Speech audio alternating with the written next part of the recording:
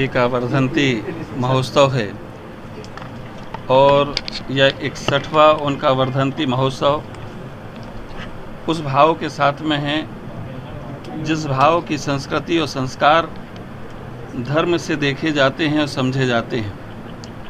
आपने उसी धर्म के अनुरूप वृक्षारोपण का यह कार्य सारी प्रकृति की पूजा, परमात्मा की पूजा के रूप में आपने एक उपासना के रूप में लिया है।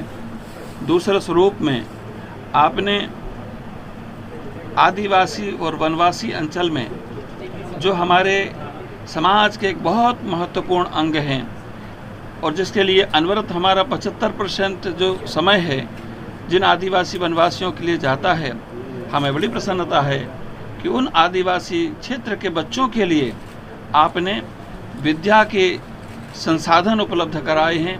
पढ़ने लिखने के लिए आपने पुस्तकों से लेकर तमाम जो तरह की व्यवस्थाएं आपने उनके लिए की हैं। मैं इस वर्धंती महोत्सव के उपलक्ष्य में वृक्षारोपण के इस कार्य को भगवान की ही उपासना के रूप में देख रहा हूँ, परमात्मा की उपासना के रूप में ही देख रहा हूँ और एक धर्माचार्य होने के नाते, हिंदू धर्म के सर्वोच्च पद पर होने के नाते आपने जो प्रकृति की पूजा का उपक्रम किया है, जिसकी आज नितांत आवश्यकता है सारी विश्व की मानवता के लिए और संपूर्ण उदार चरितानाम वसुधैव कुटुंबकम की अवधारणा के लिए, और दूसरा हमारे सनातन सिद्धांत में सर्वे भवन्तु सुखिनः सर्वे सन्तु निरामयाः की अवधारणा के स्वरूप में आपने जो संपूर्ण विश्व को ऑक्सीजन देना, प्राणवायु देना जैसा है, आपने अपने जीवन को आगे बढ़ाने के लिए संसार को भी आपने जीवंत करने का एक उपक्रम किया है। मेरी बहुत बहुत शुभ अनुशंसा है, आपके इस भूरी भूरी प्रशंसा है इस महान कार्य के लिए, अद्वितीय कार्य के लिए, और आप जीवेद श्रद्धा सतम, यही हमारी शुभकामना। महाराज, जिस तरीके से अभी आपने कहा कि एक प्रश्न है मेरे मन में कि अगर मानव संसाधन के लिए जिस तरह लोगों के लिए आज बड़ी बड़ी इमारतें बनाई जा रही है, पर्यावरण का कत्ल किया जा रहा है, आपको पता होगा पिछली सरकार ने कारशेड जो पवई में बन रहा था उस पर रोक लगाई थी, लेकिन अभी नई सरकार ने उसको शुरू कर दिया है कहीं ना कहीं पर्यावरण को नुकसान पहुँचाने के तौर पर। कैसा देखते हैं सर आप? पर्यावरण का संरक्षण प्रत्येक सरकार अपने अपने तरीके से करती ही है और यहाँ भी वर्तमान में चूँकि मैं पर्यावरण मंत्री जो केंद्र में हैं भूपेंद्र जी, उनके संपर्क में सतत रहता हूँ और वो मेरे संपर्क में रहते हैं। तो जो वर्तमान में जो कार्य किए जा रहे हैं, कई तरह से कार्य किए जा रहे हैं पर्यावरण के संरक्षण के लिए, जैसे ये वृक्षारोपण का कार्य, विकास के लिए जो कार्य किए जाएं वो जो बहुत नितांत आवश्यक हैं, वो अपनी तरह से आवश्यक हैं, वो भी राष्ट्र निर्माण के लिए होने चाहिए, लेकिन पर्यावरण की रक्षा और सुरक्षा के लिए भी सरकार अपने अपने स्तर पर जो काम करे।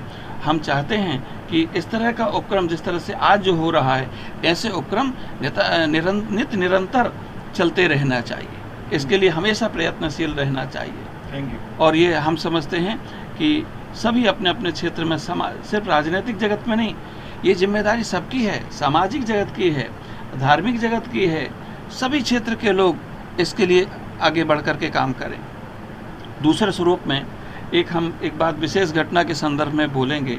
बांग्लादेश में जो हो रहा है, बांग्लादेश में जो मानवता की हत्या हो रही है, सनातन धर्मियों की हत्या हो रही है, और ऐसे समय में जब हम सारे विश्व को एक शांति और सद्भाव का संदेश देने की कोशिश कर रहे हैं, ऐसी परिस्थिति में ये एक इस तरह का वातावरण कि अराजकता का वातावरण तो वहाँ जो है वो हमारा चिंता का विषय नहीं है, वो वहाँ की सरकार की चिंता का विषय है, लेकिन वहाँ रहने वाले जो हमारे सनातन धर्मी हैं, जो हिंदू धर्म के लोग हैं, वहाँ उनके मंदिर तोड़े जा रहे हैं, उपासना के स्थल तोड़े जा रहे हैं, उनकी धार्मिक भावनाओं को तोड़ने के साथ साथ में माताओं बहनों के साथ में कुकृत्य किया जा रहा है, दुष्कर्म किया जा रहा है। ये बड़ा चिंता का विषय है। हमने सबकी चिंता की है और हमने सबकी कल्याण की कामना की है, लेकिन हमारे सनातन धर्मियों की कहीं भी किसी तरह से हत्या हो, उनके मान सम्मान के साथ में ठेस पहुंचाई जाए, हमारे धार्मिक स्वरूप को विकृत किया जाए, ये किसी भी क्षेत्र में बर्दाश्त नहीं होना चाहिए। हम भारत की सरकार को एक धर्माचार्य होने के नाते उनसे आग्रह भी करेंगे और निर्देश भी देंगे कि वहाँ जो बांग्लादेश में हमारे सनातन धर्मी हैं उनकी हर हाल में रक्षा करने की जिम्मेदारी भारत की सरकार की है और उसके लिए जो करना प्रयास किया जाए वो भी प्रयास किया जाए। दूसरे स्वरूप में हिंदुस्तान के अंदर में जो बांग्लादेशी रह रहे हैं, अवैध रूप से रह रहे हैं, उनको भी यहाँ से निकाल करके और बाहर किया जाए। नहीं तो वो समय दूर नहीं है जिस दिन हमारे देश में वही अराजकता का वातावरण हो जाएगा।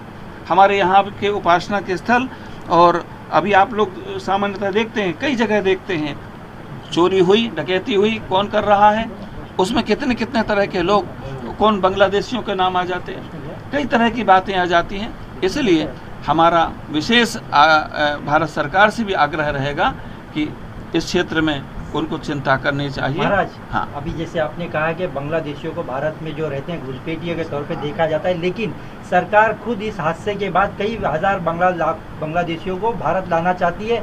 और जिस तरीके से आप कह रहे हैं कि सनातनी धर्मों पे अत्याचार हो रहा है, लेकिन कहीं ना कहीं जो प्रोपेगेंडा फैलाया जा रहा है बड़े मीडिया द्वारा, घुसपैठ मीडिया द्वारा, ऐसा कहीं भी नहीं दिख रहा है कि दूसरे समाज के लोग मंदिरों की रक्षा कर रहे हैं। कल भी सोशल मीडिया पे वो वीडियो वायरल हुआ, हमने खुद देखा है। तो आप कैसे देखते हैं इसको कि जब दूसरा समाज मंदिरों की रक्षा कर रहा है, हिंदुओं की रक्षा कर रहा है, तो ये बात कहाँ से फैल रही है कि सनातनियों पे हमला हो रहा है?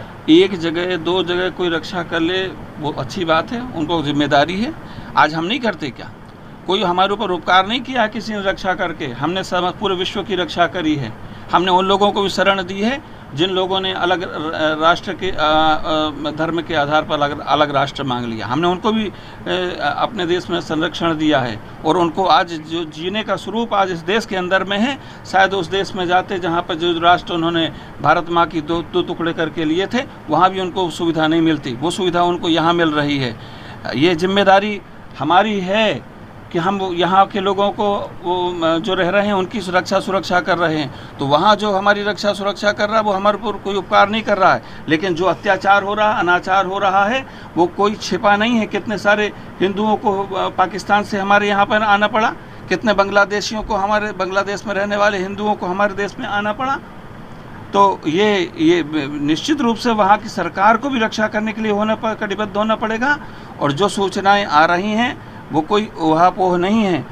एक कोई रक्षा कर रहा है तो उसके लिए धन्यवाद है, लेकिन जो अत्याचार हजारों की संख्या में हो रहा है कि आज लाखों लोग वहाँ पर इकट्ठे हुए हैं बांग्लादेश के अंदर में, ये भी बात आपने देखा होगा, लाखों लोग वहाँ पर इकट्ठे हुए हैं। क्यों हुए हैं? उनके ऊपर अत्याचार हुआ है, अनाचार हुआ, तब तो वहाँ एकत्रित हुए हैं। कोई वहाँ पर वो किसी को धन्यवाद करने के लिए नहीं हुए हैं कि आपने हमारी बहुत अच्छी रक्षा करी है। आप नाव सांगून सुरुवात करा। नाही, माझं नाव अनिल कुमार मेहराम गायकवाड, मी व्हाईस चेअरमन आणि मॅनेजिंग डायरेक्टर आहे SRC आणि लहानपणापासूनच समाजकार्याची आवड आहे आणि त्यामुळे आमचे मित्र आपले नंदकुमार शहाडे आणि माझी मुलं अभिजित आहे, अश्वजित आहे आणि बाकी सगळी आपली मंडळी आहेत सेवाकुंडाची, या सर्वांनी मिळून एक सेवाकुंडाची निर्मिती केली केवळ सामाजिक कार्य करण्याच्या उद्देशाने। तसं सामाजिक कार्य करताना सेवाकुंडाची जेव्हा निर्मिती झाली तेव्हा एक पंचसूत्री कार्यक्रम करण्याचं नियोजन आहे, म्हणजे शिक्षण, आरोग्य आहे, रोजगार आहे, पर्यावरणाचं संरक्षण आहे आणि जलसंवर्धन आहे। अशा पंचसूत्रीमध्ये आपण काम करायला पाहिजे असं सेवाकुंडाच्या सर्व पदाधिकाऱ्यांनी ठरवलं आणि त्या दृष्टीने आमची वाटचाल सुरू आहे। आपल्या राज्यातील जो आदिवासी घटक आहे, वंचित घटक आहे, ग्रामीण भागामध्ये पण शिक्षणाची खूप अनवा आहे, लोकांना शिक्षणाची सुविधा मिळत नाहीत, आरोग्याची सुविधा मिळत नाही आहे। तर या गोष्टीकडे जास्त फोकस करावं। रोजगाराच्या समस्या आहेत, पर्यावरणाच्या समस्या आहेत, पाण्याच्या समस्या आहेत, त्या सर्वावरती आपण काही ना काही हातभार लावावा या उद्देशाने हे सामाजिक सेवाकुंड कार्य करत आहे। माझ्या 61च्या निमित्ताने वृक्ष लागवडीचं मोठ्या प्रमाणामध्ये कार्यक्रम हाती घेतण्यात आलेला आहे। त्याचं कारण असं की दोन कारणं आहेत त्याची। त्या वृक्ष लागवडीमधनं पर्यावरणाचं संवर्धन तर निश्चित होणारच आहे, पण अशा प्रत्येक जिल्ह्यातनं असे 10 गावं निवडले आहेत आणि त्या 10 गावामध्ये ज्या घराच्या आवारामध्ये जागा आहे अशा प्रत्येक फॅमिलीला 5 फळझाडं देण्याचं नियोजन आहे। फळझाडामध्ये चिंचेचं झाड असेल, आवळ्याचं असेल, जांभळाचं असेल, पेरू असेल, आंबा असेल, सीताफळाचं असेल, अशा पद्धतीचे एक 5-5 झाडं जे आहेत ते द्यायचं आम्ही नियोजन केलेलं आहे आणि त्याची सुरुवात पण झाली आहे पावसाळ्यामध्ये.